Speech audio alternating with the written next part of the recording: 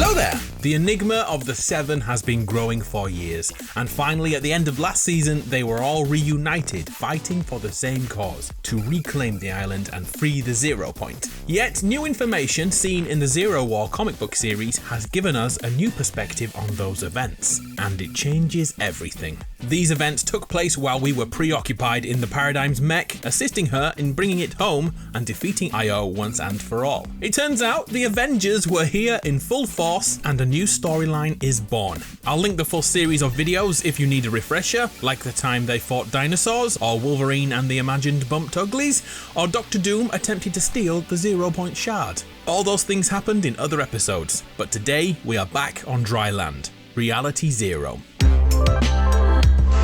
Iron Man Foundation Paradigm imagined Spider-Man, Shuri and Wolverine land back on the island after their trip to the Ice Moon. Immediately we are told about the Doomsday Machine, which is now complete and will eliminate everyone on the island permanently, if we don't stop it. The Paradigm thanks the scientist for her new armor, which he must have been working on during season 1 of the chapter whilst he was sending intergalactic love letters to her to rejoin the Seven. Hey, Paradigm, so far I've refrained from laying a guilt trip on you like my mom used to do. All the Marvel characters in the group are given a new suit. Iron Man has a new version of the Hulkbuster combined with 7 tech, and Peter Parker has become your friendly Omniverse Spider-Man. The Foundation makes sure Stark understands that tech will not be leaving the island. None of our tech leaves Reality Zero, Iron Man, so enjoy it while you can. Wolverine, on the other hand, doesn't want a suit. He likes the way he is, and Shuri also rejects new clothing too, to keep Wakandan gear on. Next, we have a series of reminders, little callbacks to things that have happened in the comic book run.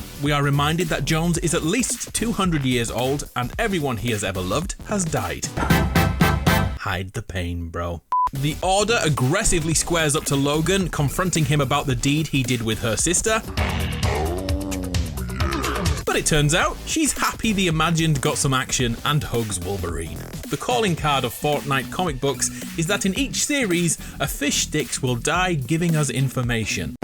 Cue Triggerfish this time. He stumbles over and dies in the arms of the scientist, passing across all intel needed about defeating Io and the Collider. Fish sticks are true heroes. This is the 3rd one we've seen pass away in our arms. Think back to issue 1 and further back to the Batman series too. R.I.P. Fish sticks. We watch as the leader, the Foundation, lays out plans which we already perfectly executed during the Collider event, dismantling shield generators while pushing forward to the tower itself. To be honest, if we read this before the live event, it would have added so much to it. But alas, that didn't happen. We are next reminded that Storm and Thor had kept the moon habitable for the entirety of this series, increasing the temperature on the moon, preventing the snow from freezing everyone instantly, and now they have a chance to sit out. They don't want to. They want to be part of the final battle. Thor proclaims, for Earth, for Reality Zero, for the Omniverse. It's time. We cut to the battle for the island. The mech lands and the fight begins. Oh, and let's address the elephant in the room. The mech in the comic book and the mech in the live event don't have the same colour scheme.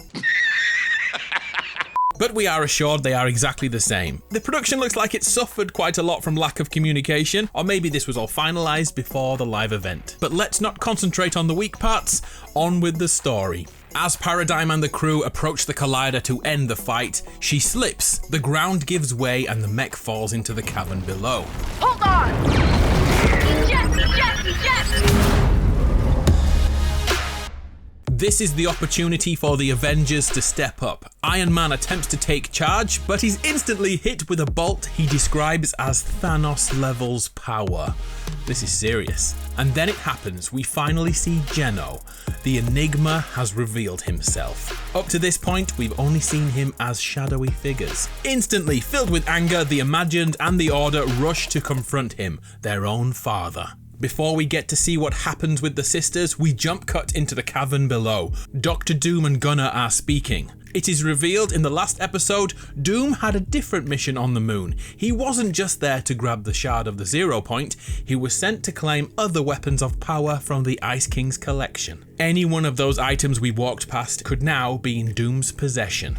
Doom could turn this fight in the favour of IO, but instead, plot twist, Dr. Doom doesn't care for this war and opens a portal to return home. He admires the IO's attempt to create the perfect society, but he'd rather do it on his own. He's out of here. Back above ground to the family feud, Geno tries to reason with his daughters, offering to send them to another reality instead of unaliving them. But he grows tiresome of the fourth person in this battle. Wolverine has been scratching away at his back. The three heroes work together to jam Geno's flight system in an attempt to throw him into the 0 point. Geno shouts, "You're mad. If we hit the 0 point, it'll tear us apart and scatter our bodies throughout the Omniverse." He's not wrong, we've seen it before with our very own eyes, when Batman came to visit. I'm Batman. When the Eternal Voyager ran and jumped straight into it, it ripped him to shreds. The sisters are prepared to pay the ultimate price, and all four fall towards the 0 point. Logan snicks hold of the wall in a last-ditch attempt to survive, also catching the Order too. They then watch as Geno and the Imagined fall to their doom. And if you remember, during the cavern part of the Collider event, we actually saw those two fall into the 0 point. They used different character models back then, but it was all to keep the enigma. Wolverine and the Order have lost the Imagined. But wait, there's a snap back to reality. Idiot, it didn't work, proclaims the Order. Geno re-emerges from the 0 point. Wipe these failures out of existence. Next, we see the live event from another perspective. Jones is begging Sloane to reconsider her allegiance. And, well, you know the rest of it.